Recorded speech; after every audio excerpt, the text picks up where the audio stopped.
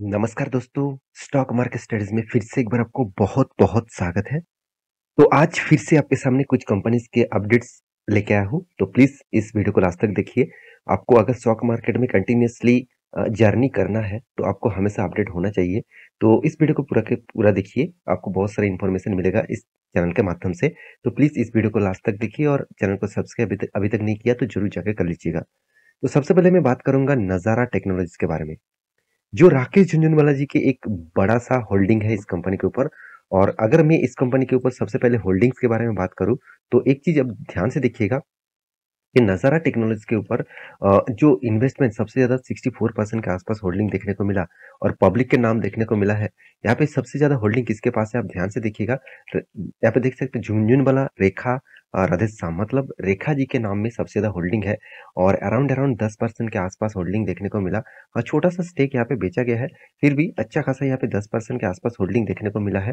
तो इस जो होल्डिंग है और इस बार कंपनी के ऊपर एक बड़ा सा पिछले मतलब पिछले दिनों में एक बड़ा-सा अपडेट्स आया जिसके चलते स्टॉक के ऊपर एक शानदार गैप अप मूवमेंट में ओपन हुआ। उसके बाद धीरे-धीरे करके थोड़ा-सा प्रॉफिट बुकिंग हुआ।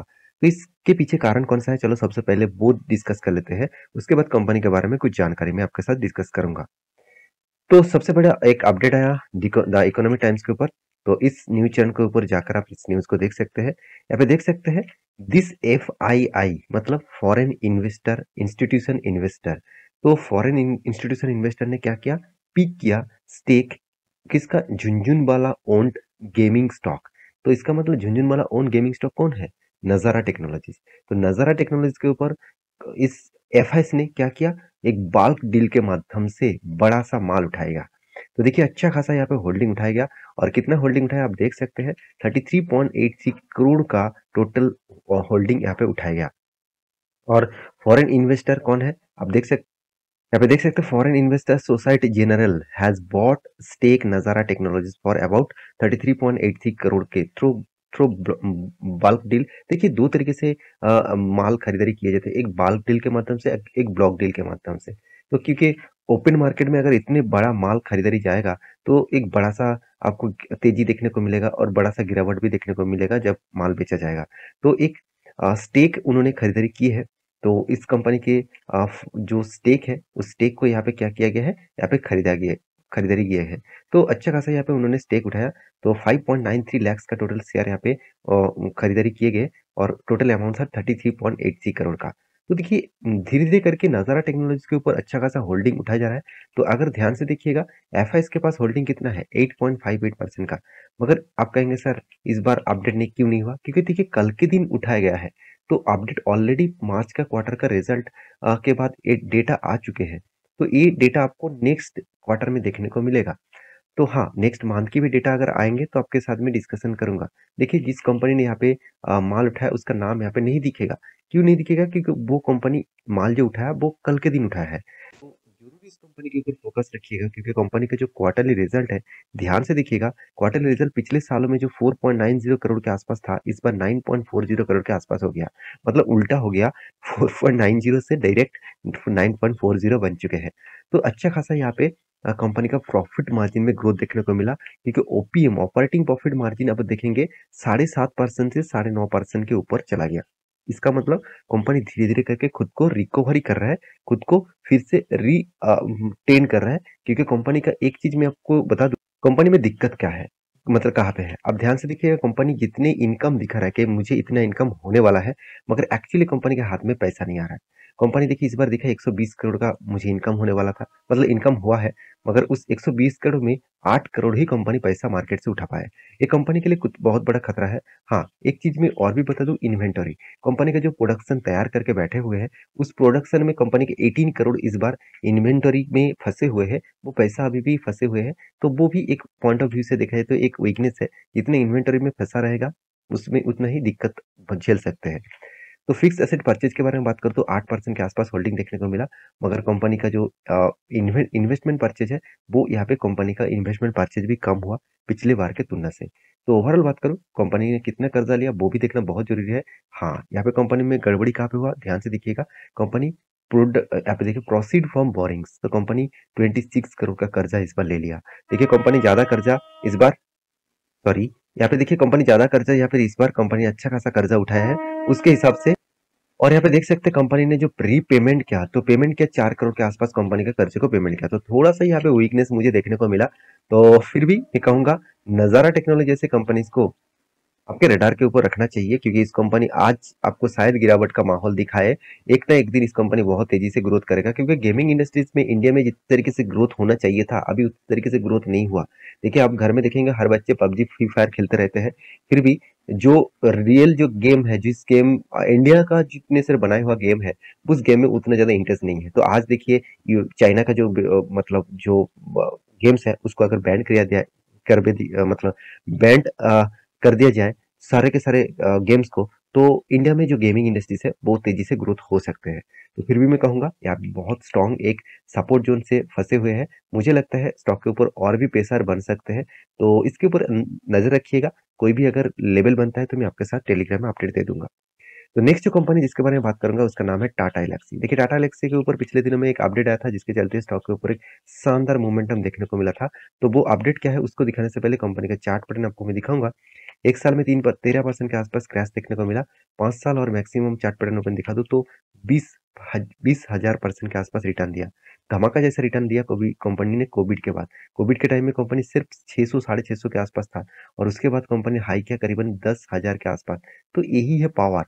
टाटा एल्क्सी जैसे कंपनीज के ऊपर आप हमेशा फोकस रखिए, क्योंकि कंपनी आर्टिफिशियल इंटेलिजेंस के ऊपर काम कर रहा है। तो जिस सेक्टर फ्यूचर में एक बहुत बड़ा आपको तबाही दिखा देंगे, मतलब सबसे बड़ा आपको रैली दिखाने वाला कम इंडस्ट्रीज के ऊपर काम कर रहा है टाटा एल्क्सी, तो इसके ऊपर जरूर फोकस रखिए।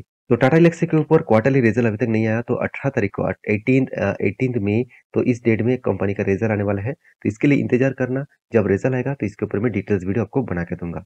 रही बात इसका कंपनी का चार्ट पैटर्न का, इसके चार्ट पैटर्न के बारे में बात करूँ तो ये आपको एक लेवल दिया था, जो लेवल एक्चुअली यहाँ पे एक स्ट्रॉन्ग सपोर्ट के हिसाब से काम कर रहा था। मैं आपको बोला था इस लेवल अगर ब्रेक करे और उसके नीचे अगर यहाँ पे सस्टेन करे तो फिर से एक बड़ा आपको मतलब गिरावट का माहौल दिखेगा। और वो जो माहौल है वो रेंज रहेगा इस रेंज तक, मतलब 5,550 रुपीज के आसपास। उसी रेंज के आसपास से यहाँ पे देखिए कंपनी ने फिर से रीबैक किया। तो अभी जल्दबाजी मत करना कोई भी माल बेचने के लिए, कोई भी खरीदने के लिए, तो थोड़ा सा इंतजार करना। कोई भी मौका मिले तो उसका फायदा जरूर उठाना। तो उसके बाद जो कंपनी के बारे में बात करूंगा उसका नाम है लक्ष्मी ऑर्गेनिक लिमिटेड। तो इस कंपनी के ऊपर देखिए कंटिन्यूसली प्रेशर क्रिएट हो रहा है। कंटिन्यूसली 5 दिन में कंपनी 7% के आसपास सेल ऑफ देखने को मिला। तो एक मंथ में भी प्रेशर, 6 मंथ, एक साल, 5 साल, हर जगह पे, सॉरी एक साल तक कंपनी ने 25% के आसपास यहाँ पे गिरावट का माहौल दिखाया। एक साल में तो हालत खराब है, मगर 5 साल और मैक्सिमम चार्ट पर ओपन कर दूं तो छोटा मोटा करेक्शन यहाँ पे पॉजिटिव में देखने को मिला है। तो कंपनी में एक्चुअली गड़बड़ी कहाँ पे हुआ जिसके कारण स्टॉक के ऊपर एक प्रेशर बना हुआ है, चलो वो मैं आपको दिखा देता हूँ। सबसे पहले कंपनी के रिजल्ट के बारे में बात करूँ तो क्वार्टरली कंपनी जो रिजल्ट पब्लिश किया वो बहुत बुरी तरीके से पिटाई देखने को मिला। 70 करोड़ के आसपास पिछले सालों का प्रॉफिट था, इस बार 24% बना। यहाँ पे ऑपरेटिंग प्रॉफिट मार्जिन 10% था, इस बार 8% बन चुके हैं। तो यही सबसे बड़ा प्रेशर बन चुके हैं कंपनी के ऊपर। तो इसके पीछे कारण कौन सा है, चलो मैं आपको यहाँ पे समझाता हूँ।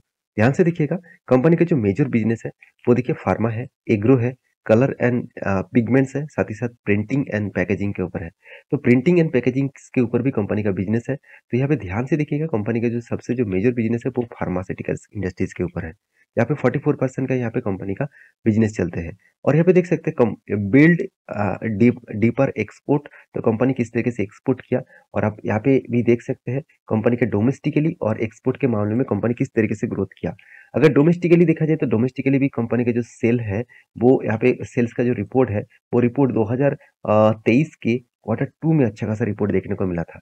2023 के Q3 Q4 में सेल्स थोड़ा सा डाउन हुआ। सेम टू सेम अगर मैं Q3 में एक्सपोर्ट के मामले में बात करूं तो एक्सपोर्ट 29% था, मगर इस बार 34% बन चुके हैं। तो इसका मतलब डोमेस्टिकली धीरे धीरे करके ग्रोथ कम हो रहा है, मगर इंटरनेशनल लेवल में एक्सपोर्ट के मामले में कंपनी का ग्रोथ धीरे धीरे बढ़ रहा है। तो कंपनी देखिए मतलब एग्रो डिपार्टमेंट में 12% का, और कलर एंड पिगमेंट्स में 15%, और यहाँ पे देख सकते हैं प्रिंटिंग एंड पैकेजिंग डिपार्टमेंट में 29% का टोटल यहाँ पे काम किया। और कंपनी का देखिए एक चीज मैं और भी बता दूं, कंपनी का जो ग्रोथ है आप देख सकते हैं, कंपनी की जो रेवेन्यू ग्रोथ है 10 कस्टमर बेसिस में, तो कंपनी का रेवेन्यू बहुत शानदार हो रहा था। से 2023 में इसका मतलब जो ग्रोथ है वो अच्छा खासा यहाँ पे गिरावट देखने को मिला और इसी के चलते हुए स्टॉक के ऊपर एक प्रेशर देखने को मिला है। अगर मैं और भी कुछ डेटा आपको दिखा दूँ, देखिए क्वार्टर 4 2023 का जो रिपोर्ट है, यहाँ पे सेल्स जो हुआ है, तो उसके हिसाब से पिछले सालों का जो सेल्स था वो ज़्यादा था। मगर कंपनी ईबिटा मार्जिन भी देखिए यहाँ पे कम हो चुके हैं। साथ ही साथ पेट मार्जिन भी यहाँ पे देखिए, पेट मार्जिन में भी गिरावट देखने को मिला। साथ ही साथ अर्निंग पर शेयर में भी गिरावट देखने को मिला। तो सारे डेटा यही बता रहा है कि ईयर ऑफ ईयर को कंपनी ने बीट नहीं कर पाया किसी भी हालत में।